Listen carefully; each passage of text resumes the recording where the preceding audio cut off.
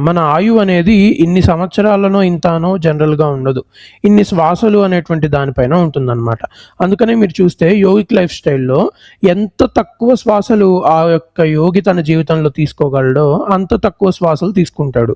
మీరు కావాలంటే చూడండి, ఒక మనిషి ఎవరైతే కంప్లీట్‌గా యాంగ్జైటీగా ఉంటాడో, టెన్షన్‌లో ఉంటాడో వాడికి ఎప్పుడూ గూడా శ్వాసలనేటువంటివి చాలా ఫాస్ట్‌గా ఉంటాయి బాగా. దీన్నే బ్రీతింగ్ పర్ మినిట్ అని చెప్పి మనకి మెడికల్ పరిభాషలో దాన్ని కొలుస్తారు గూడా.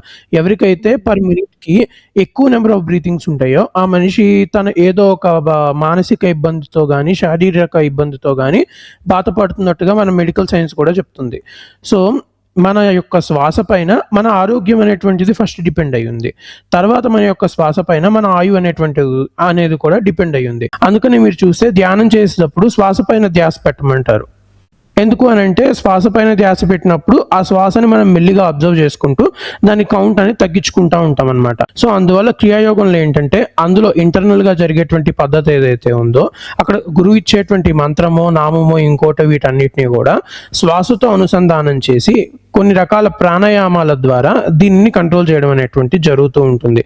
ఇప్పుడు ఒక మంత్రం ఉందనుకోండి, శ్వాసతో ఆ మంత్రాన్ని అనుసంధానం చేస్తూ వారు ఆ మంత్రాన్ని కానీ, లేకపోతే ఆ యొక్క భగవన్ నామాన్ని కానీ, గురునామాన్ని కానీ, లేకపోతే వారికి ఏదైనా సరే ఇప్పుడు ఆజ్ఞా చక్రం మీద విజువలైజ్ చేసుకోమని చెప్పారనుకోండి, ఆ యొక్క చక్రం పైన విజువలైజ్ చేసుకుంటూ శ్వాసని వారు గమనిస్తూ ఉండడం గానీ, ఇట్లాంటివి క్రియాయోగంలో చేస్తూ ఉంటారనమాట.